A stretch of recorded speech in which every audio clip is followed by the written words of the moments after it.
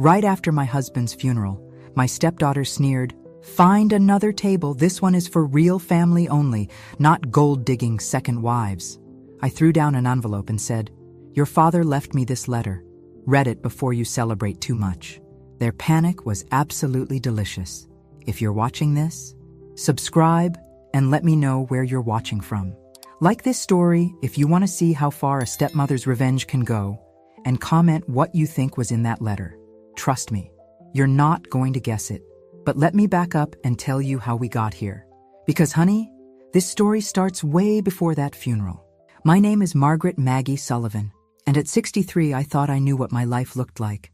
I'd been married to William Henderson for 8 years, and while our relationship wasn't some fairy tale romance, it was comfortable, steady. I was his second wife, he was my second husband, and we'd found peace in our golden years together. William had 3 children from his first marriage: Patricia, 38, Robert, 36, and Jennifer, 32. His first wife, Eleanor, had died of cancer 15 years earlier, and those kids worshipped her memory like she was a saint. I understood that. I respected it even. I never tried to replace their mother. But apparently, understanding wasn't enough for them. From day one, they made it clear I was an outsider. At family gatherings, they'd share inside jokes and memories, always making sure to emphasize how things were before Dad married Maggie. They'd show up at the house unannounced, treating me like hired help. Jennifer once asked me to make coffee for everyone, then loudly announced to her siblings, "At least she's useful for something." I bit my tongue for 8 years. William would always say, "They just need time to adjust, Maggie. You know how hard it's been for them." Time to adjust? After 8 years? After 8. But I loved William, so I kept the peace.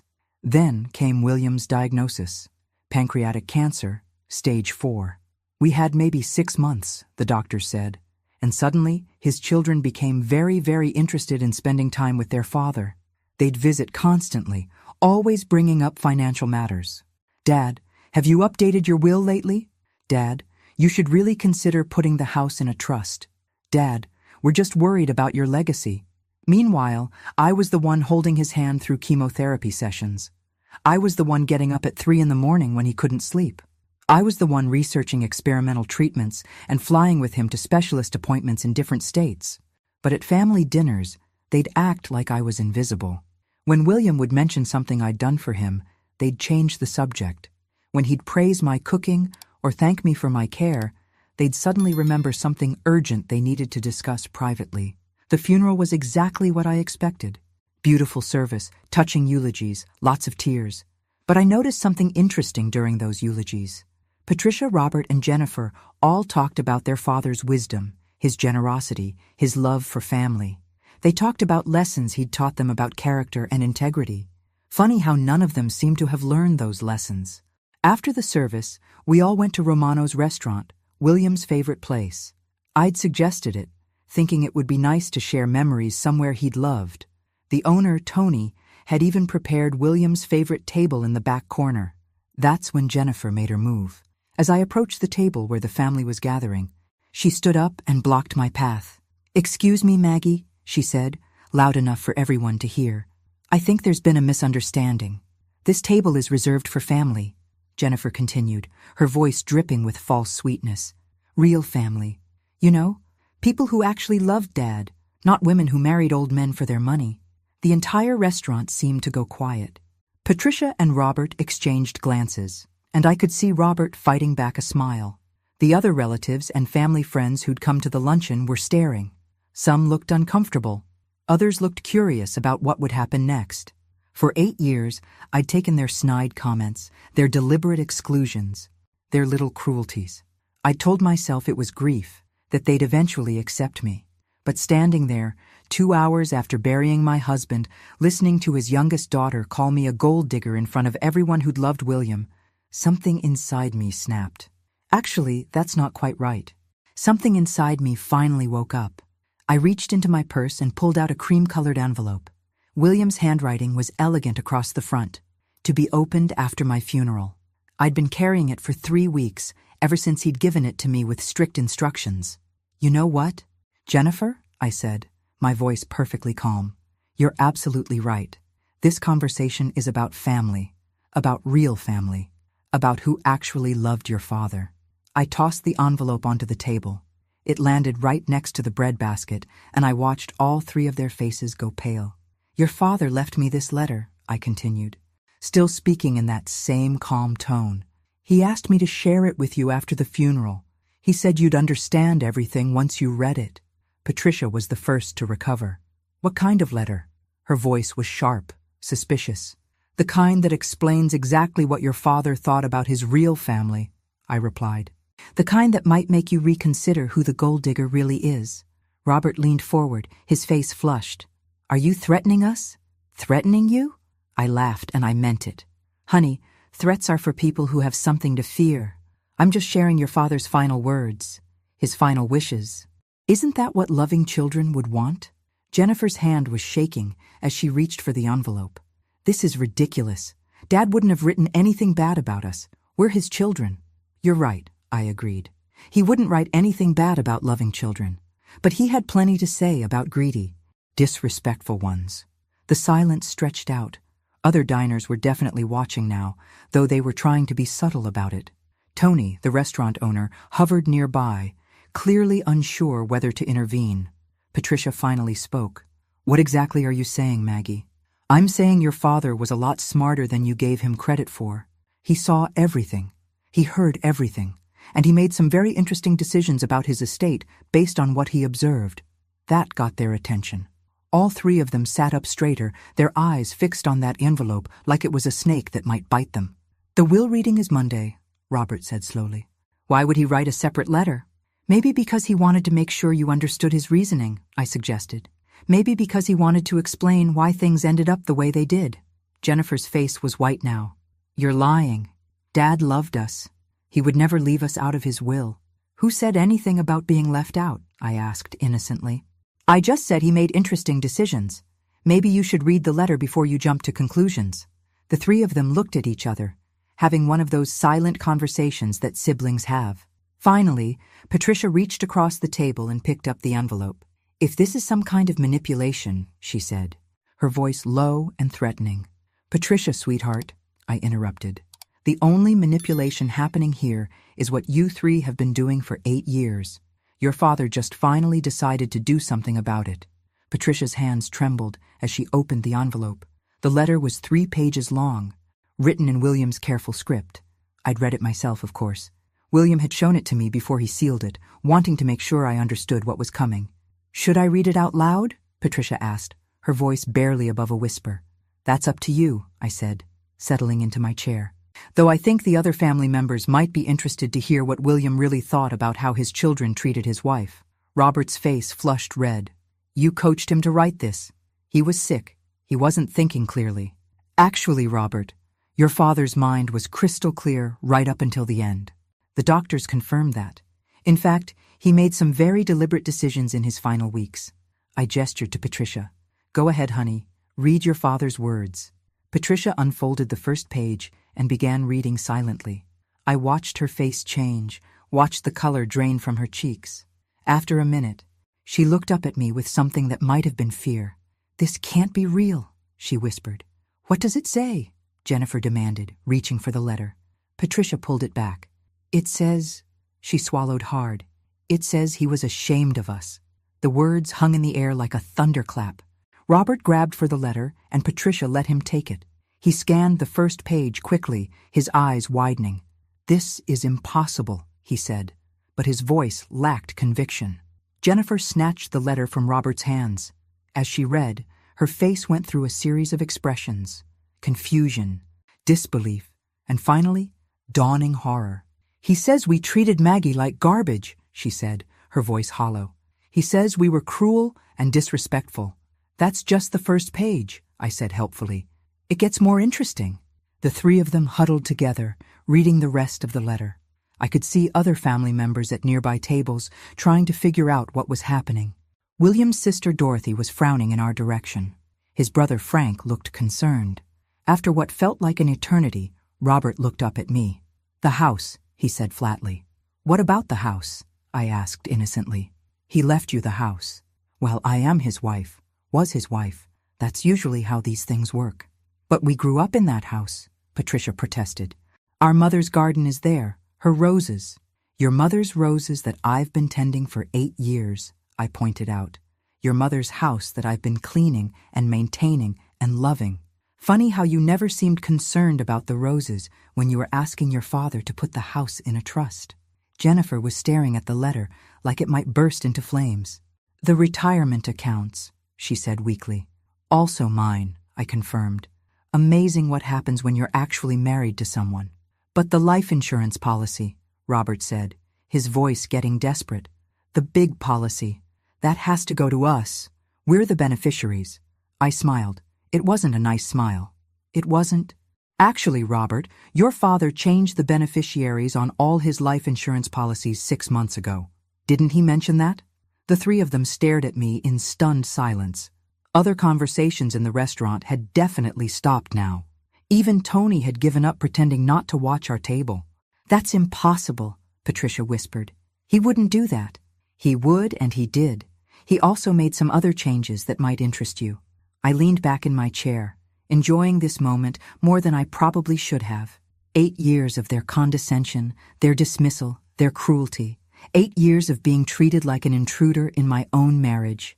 The lake house, Jennifer said suddenly, her voice filled with dread. Gone, I confirmed cheerfully. The boat? Gone. The investment portfolio? Oh, that's the really interesting part. The investment portfolio, I continued, savoring every word, was liquidated 3 months before your father died. Every penny of it. Robert's face went from red to purple. That's impossible. Dad had over $2 million in investments. Had being the operative word, I agreed. He liquidated everything and made some very specific arrangements with the proceeds. The three of them looked like they'd been hit by a truck. Jennifer was actually shaking now, her hands gripping the edge of the table. Where did the money go? Patricia demanded. Well, that's where your father's letter gets really interesting. He established several trusts. Trusts for what? Robert asked, though he sounded like he already knew he wouldn't like the answer. Education trusts for your children, I said. Your father's grandchildren. The ones you barely let him see in his final years because you were so worried about protecting them from the evil stepmother. I watched that land. All 3 of them had children. Patricia had 2 kids, Robert had 3, and Jennifer had 1. They'd used those children as weapons, controlling when William could see them, making sure I was never included in family gatherings. But he made some conditions, I continued. The trusts can only be accessed if the children maintain a relationship with me, their step-grandmother. Funny how that works. You manipulated him, Jennifer accused, her voice shrill. You turned him against his own children. Honey, I didn't have to turn him against anyone. You did that all by yourselves. I stood up, smoothing my black dress. Your father spent 8 years watching you treat me like dirt. He spent 8 years listening to your snide comments and watching you exclude me from family events. He spent 8 years seeing exactly who you really are. Patricia was crying now, mascara running down her cheeks. We loved him. No, you loved his money. There's a difference. I picked up my purse, then paused and looked back at them. Oh, and one more thing. The will reading is Monday at 10 a.m. at Johnson Mitchell and Associates. I suggest you all attend. Why? Robert asked hoarsely. Because your father left you each something very special. Something that perfectly captures how he felt about the way you treated his wife. I started to walk away, then turned back one more time. And Jennifer? About that comment you made when I arrived? About this table being for real family only? She looked up at me with red, swollen eyes. Your father left instructions about his burial plot, too. Turns out there's only room for 2 people there. Him and his wife. His real wife. The one who actually loved him. I walked away from that table with my head held high, feeling better than I had in 8 years. Behind me, I could hear them arguing in hushed, frantic whispers. I could hear Jennifer crying and Robert swearing under his breath. At the restaurant entrance, Tony caught my arm. Mrs. Henderson, he said quietly, I'm sorry for your loss. Your husband was a good man. Yes, he was, I agreed. And he always said the truth has a way of coming out eventually. Will you be okay? Tony asked, glancing back toward the table where the 3 Henderson children were still huddled in crisis. Tony, I said with a genuine smile, I haven't been this okay in years. As I walked to my car, I could see them through the restaurant window, still bent over William's letter, still trying to process what had just happened. They'd spent 8 years treating me like I was nothing, like I was temporary, like I was just marking time until they could reclaim their father completely. They were about to learn that their father had been paying attention the whole time. The weekend passed in a blur of phone calls I didn't answer and messages I didn't return. Patricia called 17 times. Robert left 6 voicemails. Jennifer sent a dozen text messages that ranged from pleading to threatening. I ignored them all. Instead, I spent Saturday morning in William's garden tending to Eleanor's roses. Ironic, isn't it? The gold-digging second wife taking care of the first wife's flowers. But I'd loved this garden from the day I moved in. Eleanor had excellent taste in roses, and over the past 8 years, I'd added my own touches while respecting what she'd created. The roses were blooming beautifully this late spring. The Mr. Lincoln variety that Eleanor had planted near the back fence was putting on a spectacular show of deep red blooms. The Queen Elizabeth roses I'd added 3 years ago were just starting to open their pink petals. It was peaceful work, this gardening. It gave me time to think. William had been planning this for months, maybe longer.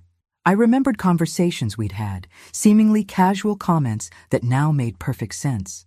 Like when he'd asked me about my relationship with my own stepchildren from my first marriage. "Do you think love can be forced, Maggie?" he'd asked. "Or does it have to be earned?" At the time, I thought he was just being philosophical. Now I realized he'd been watching his children's behavior and drawing conclusions. There was the time Patricia had called during Christmas dinner, demanding that William drive over immediately to fix her garbage disposal. When I suggested we could call a plumber in the morning, she'd said, "It's not your house, Maggie, and it's not your family." William had been quiet for the rest of the evening. Or the time Robert had needed money for his son's private school tuition. He'd asked William to meet him alone at a coffee shop, specifically excluding me from the conversation. When William mentioned it later, Robert had said, "This is Henderson family business." Maggie wouldn't understand. And then there was Jennifer's birthday party last year, the one where I wasn't invited despite being married to her father for 7 years at that point. William had gone alone, and when he came home, he'd been furious. Apparently, Jennifer had made a toast about how wonderful it was to have family time without any complications. Each incident had seemed small at the time, petty slights that I'd tried to overlook for the sake of peace. But William had been collecting them, storing them up, drawing his own conclusions about his children's character. The phone rang again around noon on Saturday. This time, it was Dorothy, William's sister. "Maggie, dear," she said when I answered, "I wanted to check on you after yesterday. You seemed upset when you left the restaurant." "I'm fine, Dorothy. Thank you for asking." The children seemed quite distressed about something. Patricia was crying when I left. I considered how much to tell her. Dorothy had always been kind to me, unlike William's children. She'd welcomed me into the family from the beginning and had never made me feel like an outsider. "William left them a letter," I said finally. "It contained some truths they weren't expecting." "Oh my," Dorothy said quietly. "What kind of truths?" "The kind that hurt when you haven't been paying attention." There was a pause. "Maggie, I need to tell you something. At the funeral yesterday, after you left the restaurant, Patricia approached me. She was asking questions about William's finances, about whether I knew anything about recent changes to his will." "What did you tell her?" "I told her that her father's financial affairs were none of my business. But Maggie, she seemed almost desperate. She kept asking if William had seemed confused or forgetful in his final months." I felt a chill run down my spine. Why would she ask that? I think she's looking for grounds to contest his will. I think she's going to claim he wasn't competent when he made recent changes. That evening, I called William's attorney, Harold Johnson. We'd worked together for months on William's estate planning, and I knew he'd been expecting this call. "Mrs. Henderson," he said warmly, "I'm sorry for your loss. William was a good man and a good client." "Thank you, Harold. I'm calling because I think there might be challenges coming." I assumed there would be. That's why William was so thorough in his documentation. "What kind of documentation?" I asked, settling into William's favorite chair with the phone. Well, William was quite concerned about potential challenges to his estate planning. He insisted we record several video testimonials over the past 6 months. In each one, he clearly states his mental competency, his reasons for the changes he made, and his specific observations about his children's behavior toward you. I felt relief wash over me. How many videos? 7 in total. He also insisted that Dr. Martinez, his oncologist, provide written confirmation of his mental acuity throughout his treatment. We have Dr. Patterson's psychological evaluation as well. Harold paused. Mrs. Henderson, your husband was very methodical about this. He anticipated every possible legal challenge his children might raise. He wanted to make sure his final wishes would be honored, regardless of their objections. What exactly did he leave them? Each child receives $1 and a personal letter explaining his decision. The letters are comprehensive, I could imagine. William had been a man of few words in daily life, but when he had something important to say, he was eloquent and precise. There's something else, Harold continued. William established a provision in his will that specifically addresses any attempt to contest the estate. If any of his children challenge the will, they forfeit their children's education trusts as well. All of it? Every penny. He was quite clear about this. Any legal challenge results in complete forfeiture. I thought about Patricia's 2 teenagers, Robert's 3 young children, Jennifer's 8-year-old daughter. Those trust funds represented their futures, their college educations, their opportunities. He really thought this through, I murmured. Mrs. Henderson, in 40 years of estate law, I've never seen anyone plan more carefully for family dynamics. Your husband spent months researching legal precedents, studying family law, making sure his wishes would be unbreakable. After hanging up with Harold, I made myself a cup of tea and sat on the back porch, watching the sunset paint the sky in shades of pink and gold. The garden was peaceful, the roses releasing their evening fragrance into the warm air. My phone buzzed with another text from Jennifer. We need to talk. This is family business. Family business. How many times had I heard that phrase over the years, always used to exclude me, to remind me that I wasn't really part of their circle. Well, they were about to learn that William had redefined what family meant. The will reading was Monday morning. I'd waited 8 years to see William's children face the consequences of their cruelty. 8 years of swallowing insults, overlooking slights, pretending their rejection didn't hurt. I thought about the first time I'd met them. How nervous I'd been, how desperately I'd wanted them to like me. I'd brought homemade cookies to that first dinner, had researched their interests so I could make conversation. Patricia had thanked me politely and then thrown the cookies away when she thought I wasn't looking. Robert had answered my questions with monosyllables. Jennifer had spent the entire evening talking to her father about people and events I couldn't possibly know about. I'd tried for months to find ways to connect with them. I'd offered to help with babysitting, had sent thoughtful gifts for birthdays and holidays, had invited them for family dinners they rarely attended. Every gesture was met with cool politeness at best, outright hostility at worst. Eventually, I'd stopped trying so hard. I'd focused on my relationship with William, on building a peaceful life together despite his children's disapproval. But they'd interpreted my withdrawal as proof that I didn't really care about family, that I was only interested in their father's money. How wrong they'd been. My phone rang again. This time it was Patricia. Maggie, she said, her voice carefully controlled. I think we need to clear the air before Monday's meeting. Do we? This situation has gotten out of hand. We're all grieving. We're all emotional. Maybe we said things yesterday that we didn't mean. Speak for yourself. Patricia, I meant every word. There was a pause. Look, I know we haven't always seen eye to eye, but we're family. We should be supporting each other right now, not fighting. You're right, I agreed. Families should support each other. They should show kindness and respect. They should include each other in important moments. Too bad your father didn't feel like he had that kind of family. That's not fair, isn't it? When was the last time you invited me to a family event, Patricia? When was the last time you asked about my well-being? When was the last time you treated me like I mattered? The silence stretched out.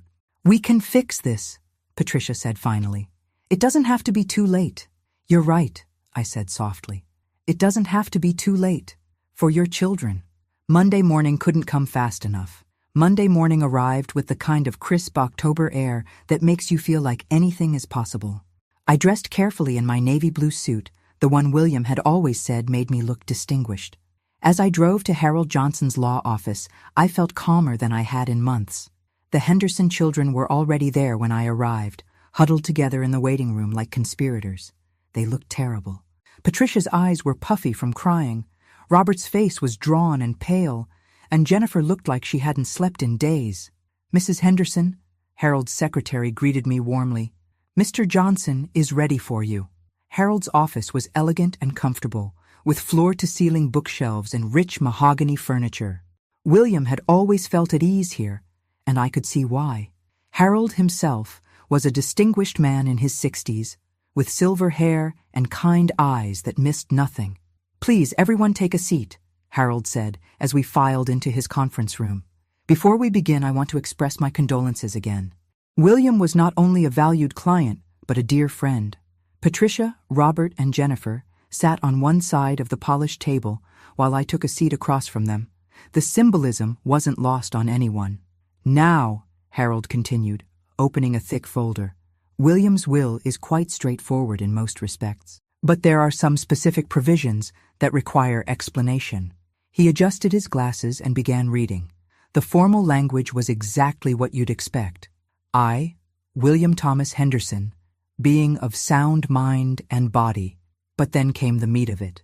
"To my beloved wife, Margaret Sullivan Henderson, I leave the entirety of my estate, including but not limited to our family home, all bank accounts, investment portfolios, life insurance policies, and personal property." The silence in the room was deafening. I could hear Patricia's sharp intake of breath. "To my children, Patricia Henderson Walsh, Robert James Henderson, and Jennifer Marie Henderson Davis, I leave the sum of $1 each." Jennifer made a choking sound. Robert's face had gone completely white.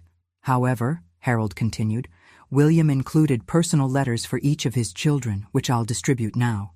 He handed each of them a sealed envelope. Their names were written in William's careful handwriting, and I could see their hands shaking as they accepted them. "There's more," Harold said gently. "William established education trusts for his grandchildren, totaling approximately $1.8 million. These trusts are managed by Mrs. Henderson and can only be accessed with her approval." "That's impossible," Robert said, his voice hoarse. "You can't make inheritance conditional on someone else's approval." "Actually, you can," Harold replied. "William was very specific about the terms. The children's relationship with their step-grandmother determines their access to their education funds." Patricia tore open her letter with shaking fingers. As she read, her face crumpled. "He says we were cruel," she whispered. "He says we treated Maggie like garbage and he was ashamed of us." Jennifer was reading her letter too, tears streaming down her face. "He says I was the worst. He says I was vindictive and hateful." Robert's letter was apparently the longest. He read in silence, his jaw working like he was chewing something bitter. Finally, he looked up at me with pure hatred in his eyes. "You did this," he said. "You poisoned him against his own children." "Robert," I said calmly, "your father was an intelligent man who made his own decisions based on 8 years of watching your behavior." "This is manipulation," Patricia said, waving her letter. "This isn't grief, this is revenge." "You're right," I agreed. "It is revenge. Your father's revenge for 8 years of disrespect." Harold cleared his throat. "There's one more provision you should be aware of. Any attempt to contest this will result in the immediate forfeiture of all grandchildren's trust funds. That stopped them cold." "You can't do that," Jennifer protested. "Those children are innocent." "Your father felt that parents who would contest a will out of greed weren't the kind of parents who deserve to control their children's futures," Harold explained. I stood up, gathering my purse. "Well, this has been enlightening, but I think we're finished here." "Wait," Patricia called out desperately. "Maggie, please. We can work this out." I turned back to face them. "Work what out, Patricia? You spent 8 years making it clear I wasn't family. Your father simply made that official." As I walked toward the door, Robert's voice stopped me. "You'll regret this, Maggie. We'll find a way to fight this." I smiled. "Go ahead and try. Your father anticipated that too." The phone calls started that afternoon. First Patricia, then Robert, then Jennifer. I let them all go to voicemail. Their messages ranged from pleading to threatening to desperately bargaining. "Maggie, please call me back. We need to discuss the children's future." That was Patricia. This is insane, Maggie. Dad wasn't thinking clearly. You know that. Robert's voice was tight with anger. I'm sorry, okay? Is that what you want to hear? I'm sorry for everything. Please don't punish my daughter for my mistakes. Jennifer. Crying. I deleted them all. The next morning, Patricia showed up at my door. She looked terrible, like she'd been up all night.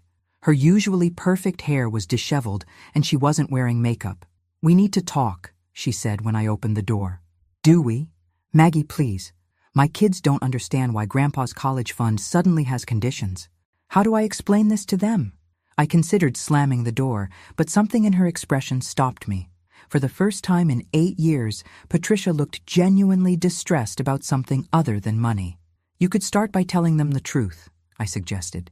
That their mother spent 8 years treating their grandfather's wife like dirt. It wasn't that bad, wasn't it? Patricia, you threw away cookies I baked for your children. You excluded me from every family gathering. You acted like I was contaminating your family by existing. Her face flushed. I was protecting my children. From what?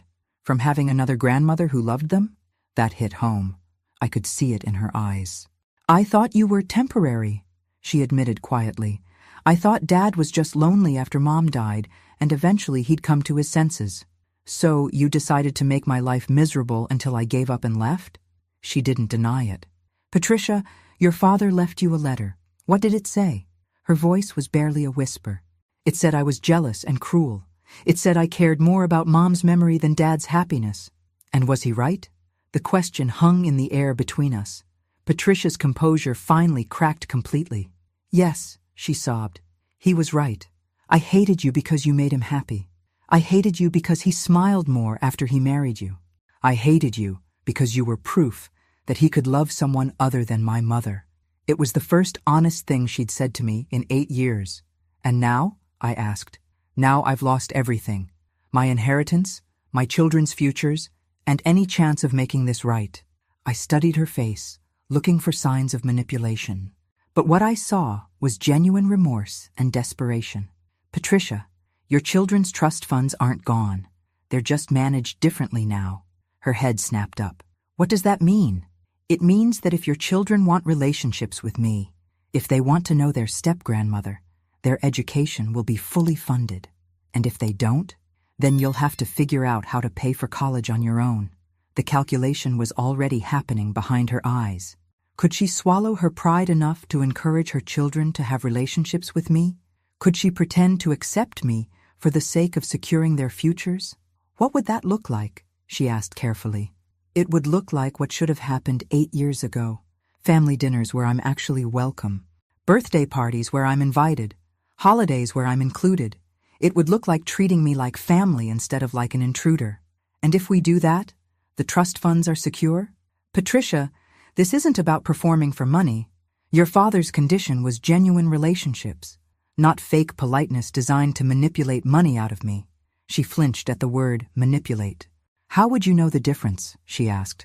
Honey, I've been watching your family manipulate people for 8 years. I'm an expert at spotting the real thing versus the performance. That afternoon, Robert called. His approach was different from Patricia's. Maggie, I've been thinking about what Dad wrote in his letter. And? He said I was weak, that I let Jennifer and Patricia influence my treatment of you instead of making my own decisions. Did he? He also said something else. He said I was the one he was most disappointed in because I used to defend you in the beginning. I remembered that. In the early days of my marriage to William, Robert had occasionally spoken up when his sisters were particularly cruel, but that had faded over time. What changed, Robert? There was a long pause. Jennifer convinced me you were playing favorites with Dad's attention. She said you were trying to replace our mother in his affections. And you believed her? I wanted to believe her. It was easier than accepting that Dad had actually found love again. By the end of the week, all 3 Henderson children had called or visited, each offering their own version of an apology. But I could tell they were strategizing, coordinating their approach. That's when Dorothy called with interesting news. Maggie, dear, I thought you should know. The children have been asking family members about your background, your finances, your relationship with William before you married. What kind of questions? Jennifer asked my son if he knew whether you'd ever been married to someone wealthy before. Patricia wanted to know if I thought you seemed manipulative during your courtship with William. I wasn't surprised. When direct confrontation failed, the Henderson children always defaulted to character assassination. What did you tell them? I told them the truth, that you made William happier than he'd been since Eleanor died, that you were patient with his health problems and devoted during his illness, and that anyone with eyes could see you genuinely loved him. That weekend, something interesting happened. William's grandson, Tyler, Patricia's 17-year-old, showed up at my door.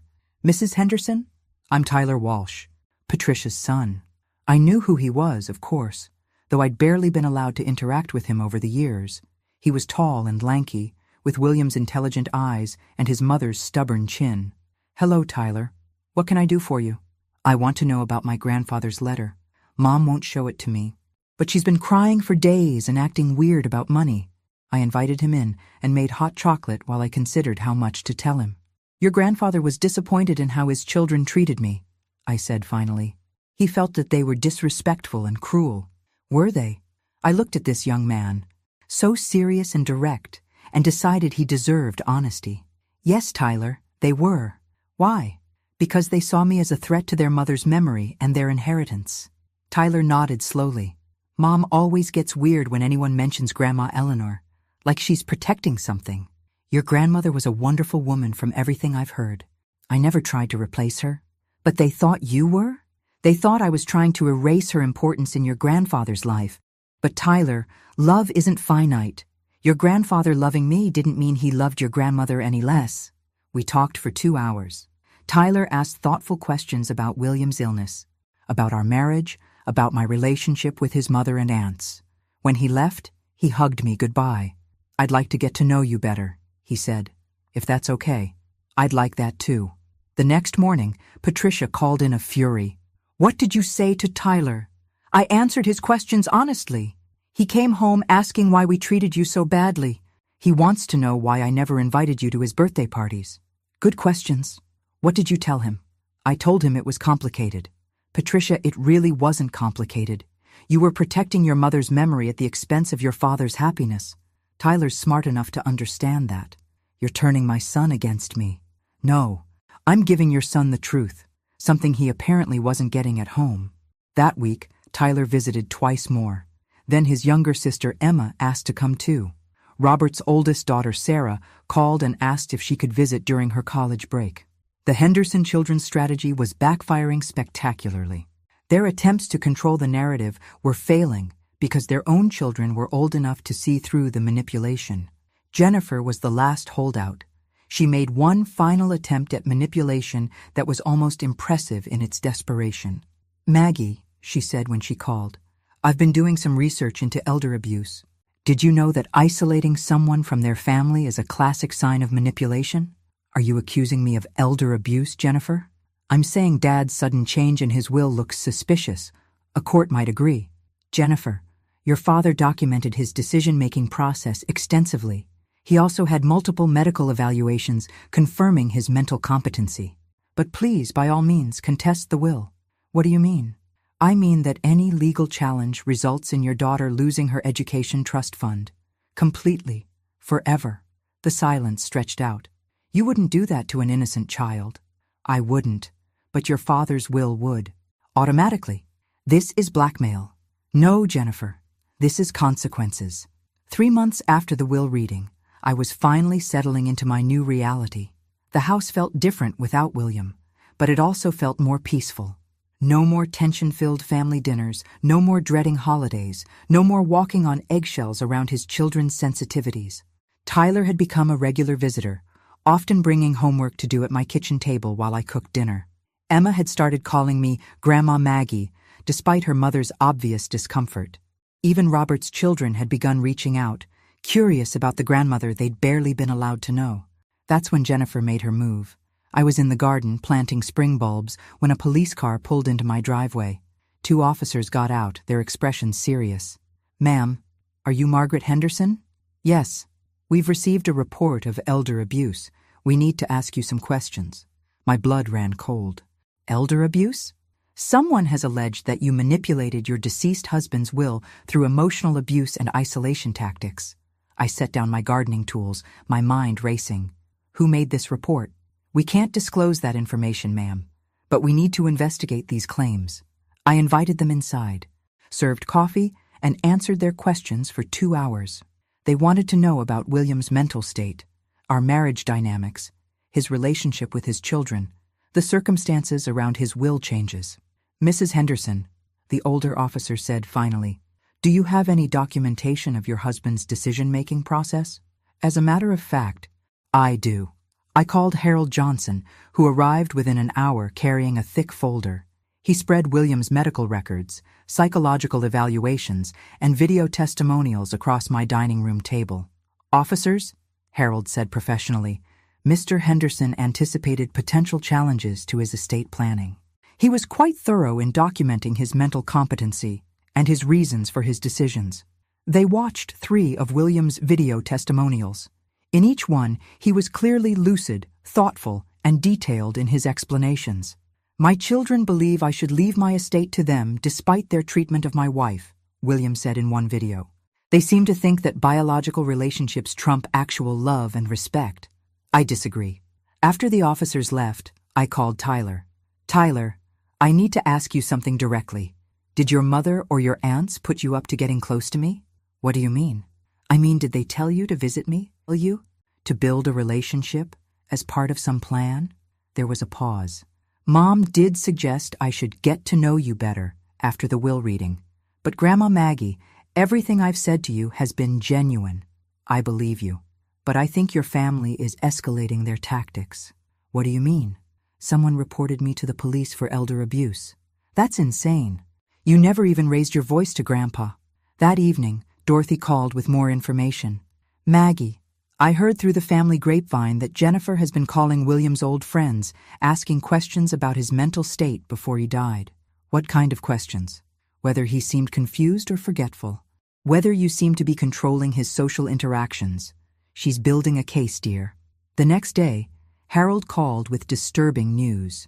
Maggie, I've received formal notice that Jennifer is filing a complaint with the state's Elder Abuse Investigation Unit. She's also hired an attorney to explore options for contesting the will. I thought any contest would void the children's trust funds. It would. But Jennifer apparently thinks she can prove the will was the result of undue influence, which might override that provision. How strong is her case? Legally? Very weak. William's documentation is thorough and professional, but these investigations can be lengthy and stressful, and she knows that. She's trying to wear me down. That would be my assessment. That weekend, Tyler called with urgent news. Grandma Maggie, you need to know something. Mom and Aunt Jennifer have been having secret meetings. They've hired a private investigator to look into your background. What are they hoping to find?